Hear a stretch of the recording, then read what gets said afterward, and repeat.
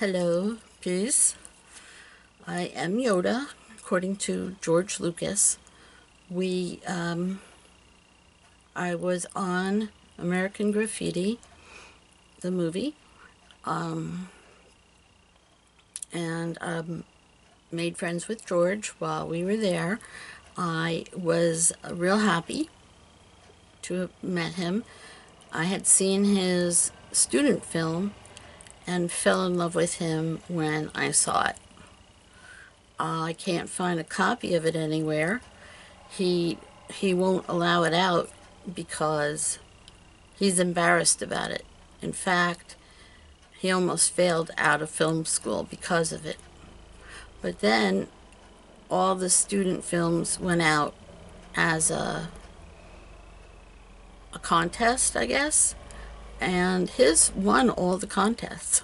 So his teachers were wrong, and he should have known that. And I made it very clear when I met him and was working with him that his teachers were wrong, not him. His film was great, but he still won't allow it to be seen because he still feels the sting of making a film that the teachers didn't like. He's way too involved in what people think. You can't. You have to be, this is my advice to everybody. It's best to just be yourself. And if people like who you are, then they like you. If they don't like who you are, then they don't like you. But that works out very well, I think, for the most part, because we're not supposed to like everybody, and everybody is not supposed to like us, and there is a lot of freedom in that. Don't ever do things to try to get people to like you. That's my motto. I don't ever try to do that. People, I get asked, what do I do? Why do people like me? I think the reason that they like me, you'll see me looking down. I'm thinking. This is all free form. I'm not going to use a script for any of these. But if I look down, I'm just thinking. So I think that it works out well because if you do things to try to make people like you, then when they find out who you really are, then they won't like you. They might not like, they still might like you, but you're not the person they think you are, and you can't keep up a lie your whole life. And I know that the people who have want me dead because I've always wanted world peace. I've come very close on 3 occasions. I used to be President Kennedy's advisor, probably his chief advisor, when I was 7. So it just shows you can get advice from anybody. I'm the one who helped with the Bay of Pigs situation and got us out of that without a war. The people who owned me were really pissed because they wanted war. They want war. That's why they don't want me around. They want war. They worship the devil. They lie. And they want war. You have to read the conversation to understand a little bit about the way they think about things, because it explains a whole other way of thinking and what's going on in the world. So it's very helpful. People find it extremely helpful. And most people say, I knew it. because there's something else going on, and you can, with Trump, you should really know that something else is amiss. There's something askew, and what is it? Well, it's people who want evil, and they want death, and they want destruction. They want prejudice. They want hate. The cornerstones of Satanism are anger, vengeance, hatred, and something else. Hatred and fear. So anytime somebody tries to motivate you with anger, vengeance, fear, then and hatred, like Donald Trump has the monopoly on the hatred part and the fear part, and he in fact the next thing that I did after the Bay of Pigs, I got us out of the situation in Cuba without a war, and that made the people who owned me very, very upset. But I stayed friends with the Kennedys, and they were just terrific people. And I think I got a lot of my thinking from Joe Kennedy, the senior, the father. He was a truly extraordinary man. And then when Bobby ran for president, I was an advisor, and I was his campaign. I ran his campaign. He had a campaign manager, but every time I would tell Bobby to do something or say something, and then we'd work on how he would say it, he would go up in the polls until he finally, I kept saying, you know what, Bob, you have to say world peace. I was 15, so we got to hand it to him for listening to a kid once again. And I just kept saying to him, what you want to say is what your goal is going to be, is world peace. And he said, it's impossible. And I said, no, it's not impossible. If everybody wants world peace, we'll have world peace, because how would we have a war if nobody wanted it? What if they ran a war and nobody came? That was mine. Anyway, the peace signs, mine. The circle with the 4 lines, mine. So finally, Bobby went against his campaign manager. Kept saying that would be suicide. It would be political suicide for you to use the words world peace. And I just kept working on him, and I really thought that Bobby would be able to do it. He was smart and funny and real personable, and certainly good looking enough. But he finally listened to me, and he used, we had written up this really great speech, and he said it. He said he wanted to run the country in a way that we would end up having world peace.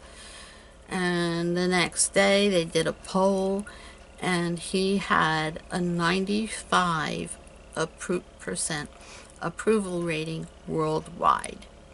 So 95% of the world wants world peace. That's my take on what happened. And he really did seem like he'd be able to do it. And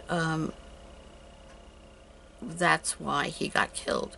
That's why Jack Kennedy, JFK, got killed. Because with my advice, things kept going really well. We had accords, peace accords with a few countries. We didn't have the war with Russia.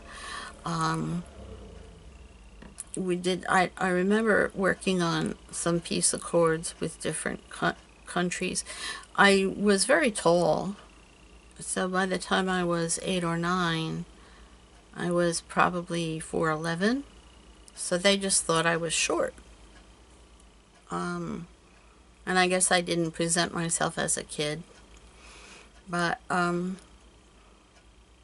so he was working toward world peace as well. And of course, you know, he was trying to get equality for what we called the Negroes, and the people who run the world, the Satanists, they don't want that. They don't like black people. They don't like anybody that's not white. And their reasoning is, this will floor you. The first people on Earth were black, and so since, well, there's the story of it in the conversation. You might want to read it, but once people started to migrate north, and they would breed themselves, the people who were turned against God started to move north, and they started to breed themselves whiter and whiter, because they decided they hated God, and they wanted to be the furthest thing from God's creation, which was black. So that's why they don't like black people. And that's a hell of a reason, right? So they feel that, also they felt that Christ was black, and again didn't like God, so they didn't want people to know Christ was black. That would change the way people thought about black people. So they started in probably the 1200s, when there was oil paints. They started painting images of Christ as a white man, a white European, and he wasn't even born in Europe. And destroying all the artifacts that say that Christ was black or show Christ as a black man. So, then, yeah, I was helping Bobby with his campaign. Bobby fired his campaign manager, and so I was the campaign manager for Bobby Kennedy when I was 15. And my goal has always been world peace. And I got a dry mouth. So, and the hatred that the cult had for me was kept growing. And they kept erasing my memory every time I get close to world peace. Then when they killed Bobby, then Joe, he found out, oh, Bobby had proposed to me the night he won the California primary. And he said he wanted to wait until after he won the primary to propose, because he wanted to make sure that he was good enough for me. I thought he was the bee's knees. I thought he was great. So I never thought, I never in a million years would have thought he wasn't good enough for me. So, but that was his and his father's idea.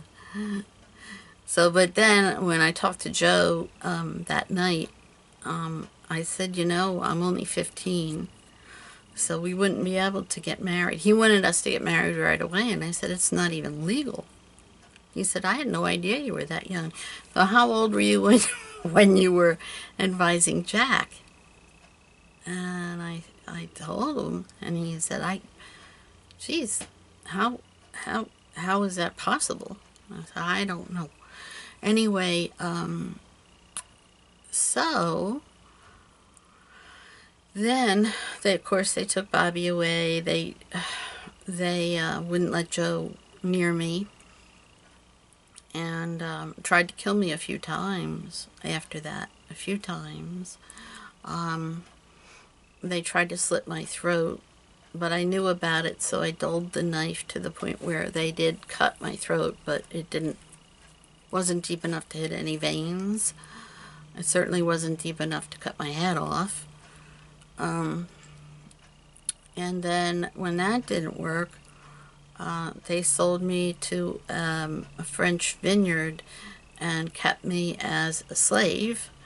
And when I was almost dead, I was completely emaciated. I think I was down to 60 pounds. And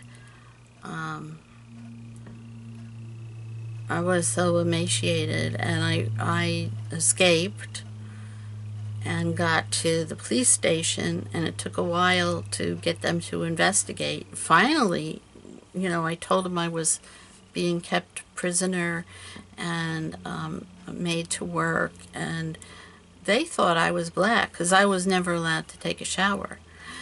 So they weren't listening to me, which shows that people are so closed-minded and judgmental that they weren't going to listen to me. And finally, I told them that they put formaldehyde in the wine.